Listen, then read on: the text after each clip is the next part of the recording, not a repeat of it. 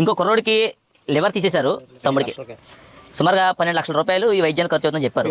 మార్చి 31న తమ్ముడు తల కూడా పగలగొట్టడం జరిగింది. ఇంత దారుణంగా, ఇంత దుర్మార్గంగా కత్తులతో చేస్తూ ఉంటే, దాడులు చేస్తూ ఉంటే, రాడ్లతో దాడి చేస్తూ ఉంటే, ఈ దళితపేటలో ఇంత దారుణంగా దాడులకు తెగబడతా ఉంటే, మరి స్థానిక ఎమ్మెల్యే గారు కూడా అడుగుతా ఉన్నాను నేను ఏంటంటే, నిజంగా రెడ్డి గారికి, రాజు గారికి ఇదే రాజుగా దెబ్బలు తగిలితే మీరు హాస్పిటల్స్కి వెళ్ళి విజిటింగ్ చేస్తారు.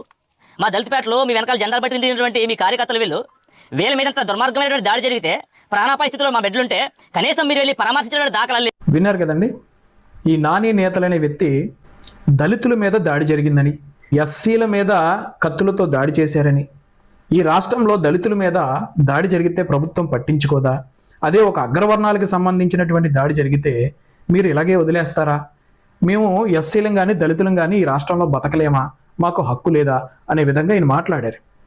ఎక్కడ కూడా మాదిగలు మాలల మీద దాడి చేశారని, 2